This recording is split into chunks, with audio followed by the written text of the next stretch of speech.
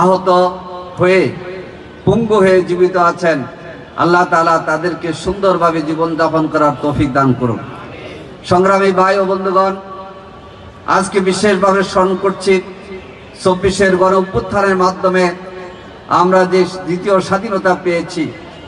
ভারতীয় আধিপত্যবাদের বিরুদ্ধে, বাংলাদেশের ১৫ বছরের কর্তৃত্ববাদী সরকারের বিরুদ্ধে আমাদের ছাত্র, যুবকরা, তরুণরা, নারী এবং শিশুরা জীবন দিয়ে যে আন্দোলনকে সফল করেছে, ২৪-এর গণ অভ্যুত্থানে যারা জীবন দিয়েছে, যারা শাহাদাত বরণ করেছে, আল্লাহ তাআলা তাদের শাহাদাতকে কবুল করুন।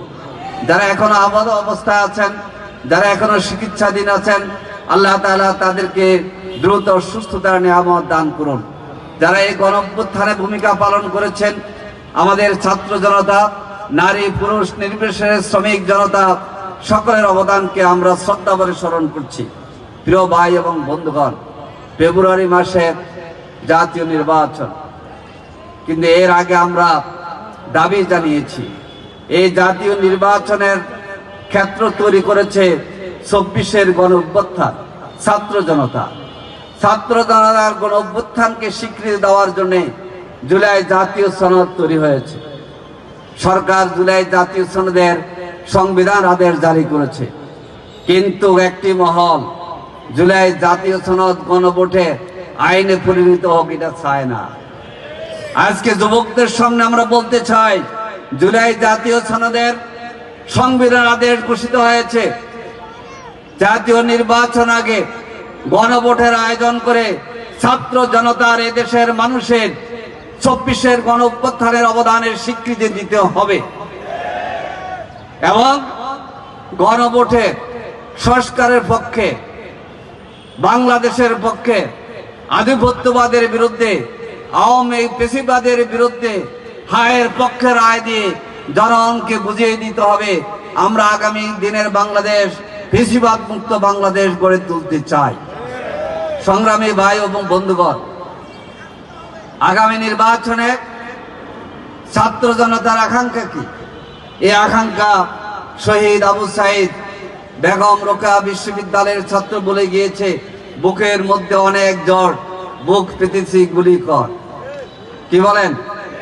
আজকে বাংলাদেশের মানুষের বুকের মধ্যে জ্বর কিসে? আমরা ফেসিবাদ তাড়িয়েছি, কিন্তু দুর্নীতি মুক্ত রাষ্ট্র এবং গঠিত হয় নাই। আমরা নতুন বাংলাদেশ পেয়েছি, কিন্তু এই নতুন বাংলাদেশে এখনো সাদাবাদীর দৌরাত্ম্য চলছে। কোন কোন মহল এখন ক্ষমতা যায়নি, কিন্তু সাদাবাজির কারণে জনগণ মনে করে এরা ক্ষমতা গেলে, ভোটে নির্বাচিত হলে সাদাবাজির সার্টিফিকেট পেয়ে যাবে। এই জন্য আজকে তরুণদের এবং মানুষের বুকের জ্বর হচ্ছে। সাদাবাজ মুক্ত বাংলাদেশ থেকে, সাদাবাজের বাংলাদেশ থেকে আমাদেরকে মুক্ত হইতে হবে। সাদাবাজ এবং মাদক মুক্ত বাংলাদেশ সমাজ গড়তে হবে। আজকে নারীরা তাদের সম্মান, নিরাপত্তা এখনো নিশ্চিত হয়নি।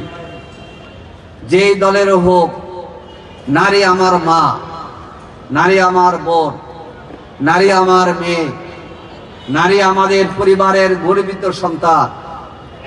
আজকে দেখা যায় ডাকসুর সদস্য রাফিয়াকে শার্ট শেমিং করা হয়, অন্যরা আনন্দ করে। ফাতেমা তাসলিম জুমাকে শার্ট শেমিং করা হয় কেন? যেই দলের, যেই মতে কোন নারীকে অপদস্থ করা হবে, আমরা সকল নোংরামের বিরুদ্ধে জামাত ইসলামী আছে।